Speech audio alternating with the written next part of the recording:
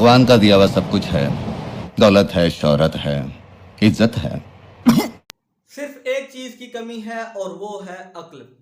जब भी पाकिस्तान में कोई ऐसा वाकया होता है तो औरतों के लिबास को लेकर एक नई बहस छिड़ जाती है। खैर इस बार कोई ऐसा वाकया तो नहीं हुआ, लेकिन अब जबकि मुफ्ती अजीज़ की उस लड़के के साथ वीडियो मंत्री आम पर थी और बहुत ज़्यादा हॉट टॉपिक बना हुआ था, उस ऐसे वक्त में इमरान खान साहब का ये बयान देना एक नई बहस छेड़ गया और ऐसे बहुत से सवालात खड़े कर गया कि क्या वाकई कपड़ों का और मुआशरे का मसला है।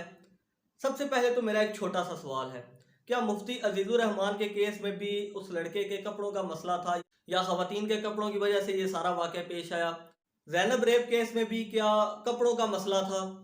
सबसे पहली और अहम बात जो कि हमारा मुआशरा तस्लीम करने को तैयार नहीं है वो है सेक्सुअल फ्रस्ट्रेशन, जिनसी फ्रस्ट्रेशन जो कि हमारे दिमागों में पल रही है और इस पे कोई बात करने को तैयार नहीं। हाँ, जब भी कोई ऐसा वाकया होता है तो उसको बेहयाई के साथ जोड़कर, बेशर्मी के साथ जोड़कर वाकया यहीं पे ठंडा करने की कोशिश की जाती है।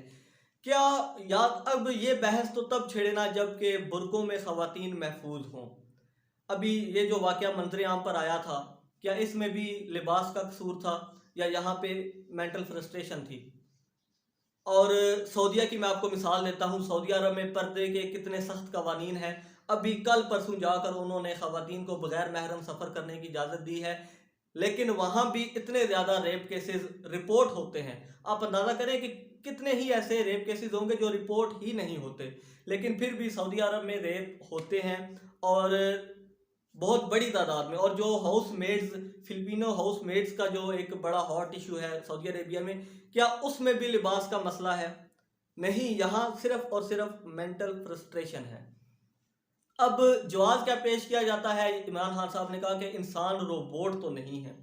अब क्या सामने शराब पड़ी होगी तो क्या जवाब बनता है कि इंसान शराब उठाकर पी सकता है?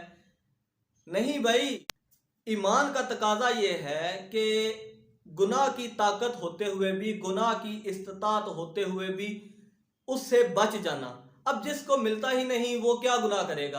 अब किसी को शराब मुयसर ही नहीं, वो जितना मर्जी है कह ले कि मैं शराब नहीं पीता, उसे तो मुयसर ही नहीं आनी। बात तो तब है ना कि जब उसके सामने शराब पड़ी हो और वो उससे दूर रहे, उससे इज्तनाब करे। इस मौजू पर कोई बात करने को तैयार नहीं है।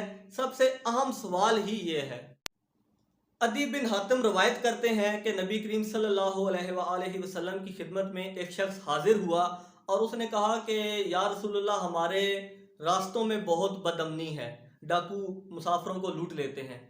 नबी करीम सल्लल्लाहु अलैहि वसल्लम ने फरमाया कि अदी बिन हातिम, तुम लंबी उम्र पाओगे और वो वक्त देखोगे कि अल हिरा, जो इराक में है, इराक के करीब, कूफा के करीब एक छोटा सा कस्बा है, कि अल हिरा से कोई औरत चलेगी और मक्का आएगी, हज करेगी और उसे सवाए खुदा के किसी का डर ना होगा। अब याद रखें, कूफा से लेकर मक्का तक जो रास्ता बनता है ये 1600 से कुछ ज़्यादा किलोमीटर बनता है, यानी कि कराची से लाहौर जितना फासला तकरीबन।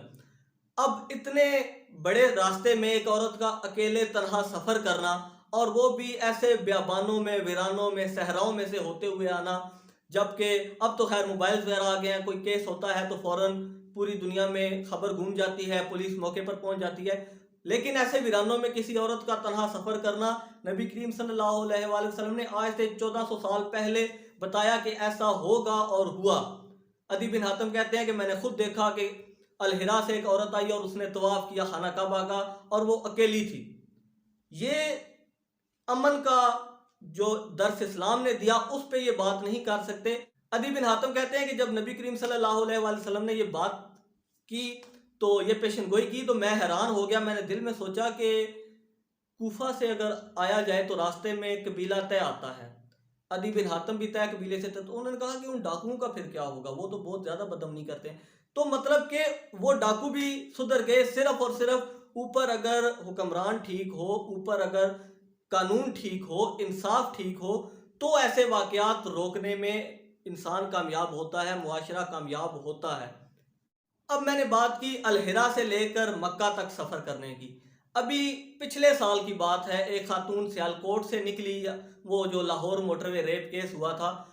अब मुझे बताएं कि नबी करीम ने फरमाया कि 1600 किलोमीटर का सफर एक औरत अकेली कर लेगी, यहाँ तो 40-50 किलोमीटर का सफर एक औरत अकेली नहीं कर सकती। तो क्या इसमें भी लिबास का कसूर है?